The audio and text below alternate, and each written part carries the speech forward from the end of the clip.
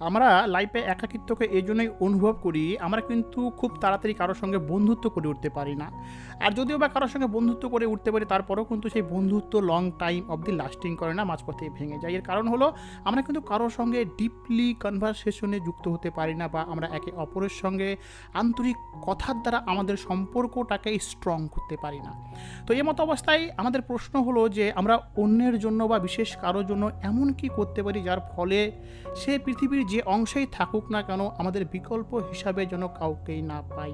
আমরা একসঙ্গে যখন সময় কাটিয়েছি তখন আমাদের দ্বারা এমন কি ব্যবহার করা উচিত যে ব্যবহারের ফলে সে সর্বদাই আমাদের ফিলিংসকে ফিল করে।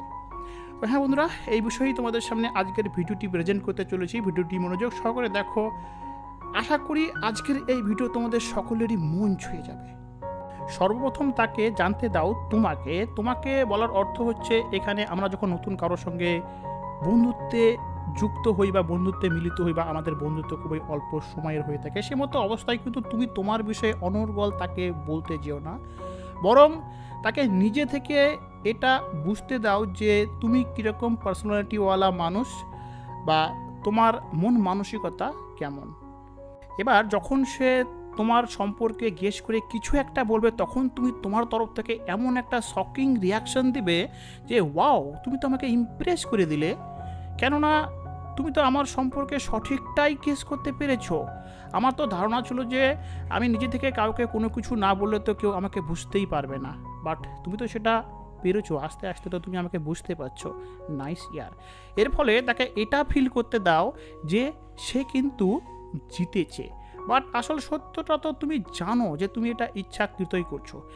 এর ফলে কিন্তু সে দ্বিতীয়বার তোমার কাছ থেকে এমন প্রশংসা পাওয়ার জন্য তোমার সম্পর্কে কিন্তু আবারও 2-3 বার আইডিয়ার উপর গেস করে কিছু বলবে। তখনও তুমি তাকে বলবে যে বাহ বন্ধু, সত্যিই তুমি জিনিয়াস, তুমি আমার সম্পর্কে অনেক কিছুই ধরে ফেলতে পারছো। এভাবেই যখন সে তৃতীয়বার তোমার সম্পর্কে কোনো একটা গেস করে ফেলবে, তখন তুমি তাকে বলবে যে না বন্ধু, এবার কিন্তু তুমি আমার সম্পর্কে যেটা বলেছো আমি কিন্তু তেমনটা নই।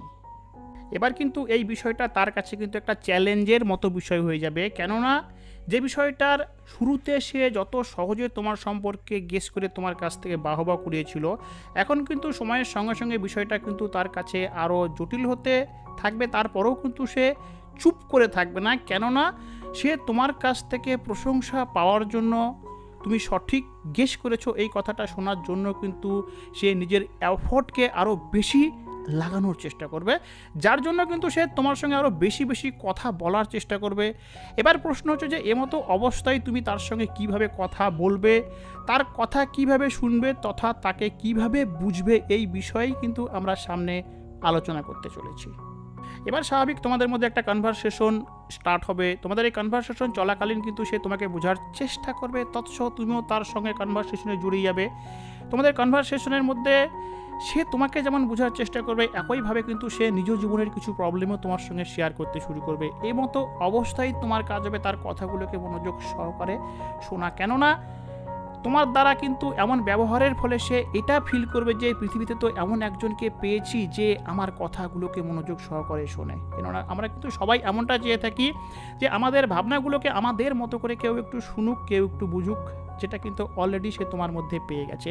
এরই পাশাপাশি তুমি তার সমস্যাগুলোকে শুনে তাকে সাজেশন দাও, অ্যাডভাইস দাও, বাট সবসময় একটা কথা খেয়াল রাখবে, তুমি তোমার মতো করে তাকে অ্যাডভাইস দেওয়া শুরু করবে না। তার সাজেশনগুলো শোনাকালীন, তার কথাগুলো শোনাকালীন, তার প্রবলেমগুলো শোনাকালীন তুমি এটা ফিল করো যে সে তোমার কাছ থেকে কেমন কথা আশা করছে।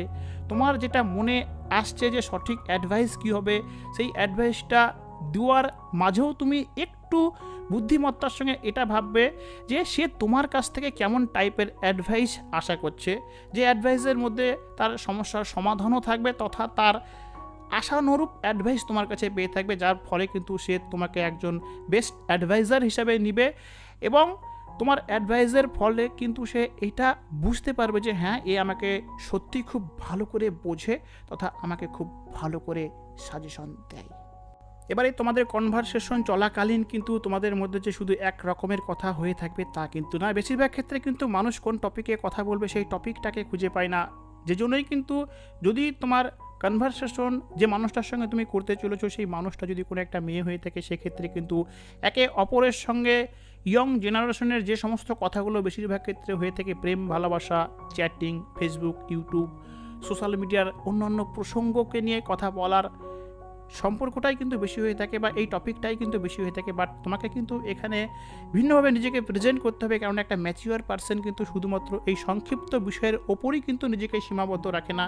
সে তার কথাবার্তার দ্বারা এটা বোঝানোর চেষ্টা করে যে সে অনেক বিষয়ে জ্ঞান রাখে, যে জন্যই কিন্তু তুমি সেই কনভারসেশনের মধ্যে তার বিষয়ে কথা বলার পাশাপাশি তার পরিবার সম্পর্কে কথা বলবে, তার পরিবারের খোঁজ নেবে, সে কোন কাজের সঙ্গে যুক্ত, তার কাজ কেমন চলছে, তার কাজ বিষয়ে তুমি তাকে কিছু সাজেশন দেবে, পজিটিভ কিছু কথা বলে তার মধ্যে তোমার সম্পর্কের এমন একটা ভাবনা সৃষ্টি করবে যেন সে ভাবতে বাধ্য হয় যে হ্যাঁ, এই মানুষটা সত্যিই ডিপ চিন্তা করতে পারে, ডিপলি ভাবতে পারে।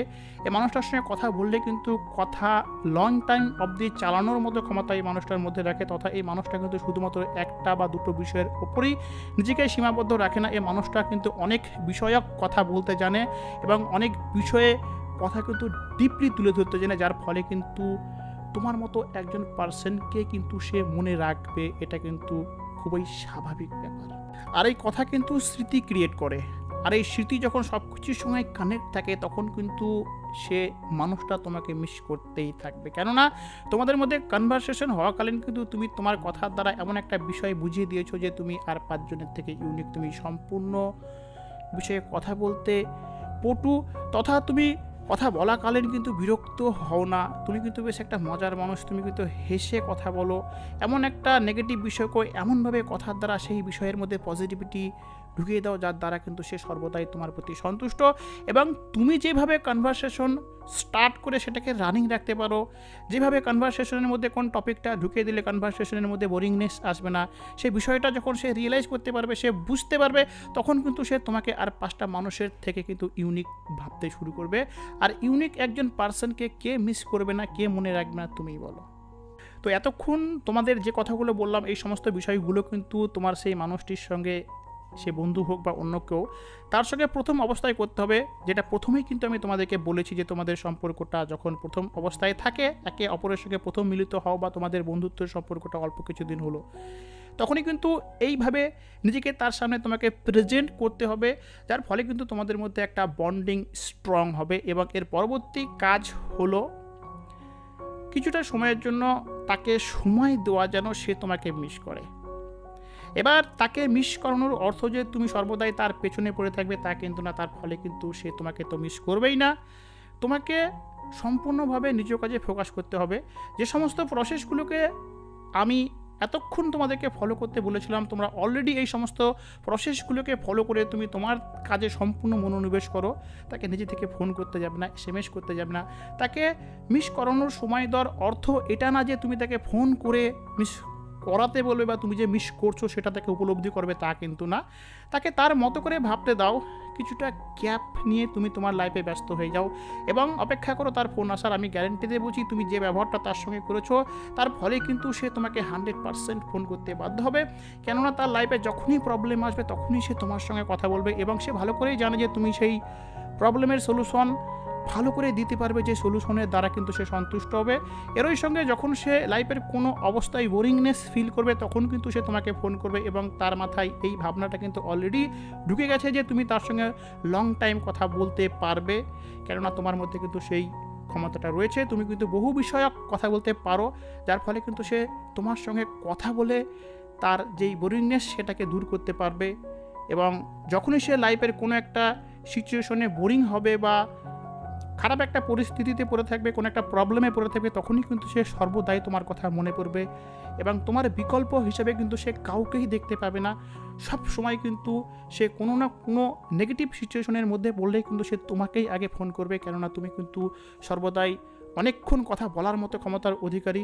তুমি মিষ্টি ভাষী, তুমি কিন্তু রাগ করো না, তুমি মজার কথা বলতে জানো, তুমি লং টার্ম কথা রানিং রাখতে পারো। এই সমস্ত বিষয়কে নিয়ে কিন্তু সে সর্বদাই তোমাকে মিস করবে এবং পৃথিবীর যে কোনো অংশে গেলে কিন্তু সে তোমার কথা ভাববে। এবার যদি কোনো না কোনো দিন তোমার মন মানসিকতা খারাপ থাকে, সে মতো অবস্থায় কিন্তু তুমি তাকে বলতে পারো যে দেখো আমি একটু ব্যস্ত রয়েছি, আমি তোমার সঙ্গে কাল কথা বলছি, যার ফলে কিন্তু তোমার তরফ থেকে যে বোরিংনেস বা তুমি যে খারাপ মানসিক অবস্থায় আছো সেটা কিন্তু তার কাছে প্রকাশ হবে না, যার ফলে তোমার সম্পর্কে তার মনে যে ইমেজটা তৈরি হয়ে রয়েছে সেই ইমেজটা কিন্তু খারাপ হবে না। পরবর্তী দিন তুমি তার সঙ্গে কথা বলে সমস্ত কথা বলিয়ে নিতে পারবে, যার ফলে তোমার সম্পর্কে যে মনোভাবটা তার তৈরি হয়েছে সেই মনোভাবটা কিন্তু একই থাকবে এবং জীবনের প্রতিটা পদক্ষেপে প্রতিটা মুহূর্তে কিন্তু সে তোমাকে মিস করবে, তোমাকে স্মরণ করবে।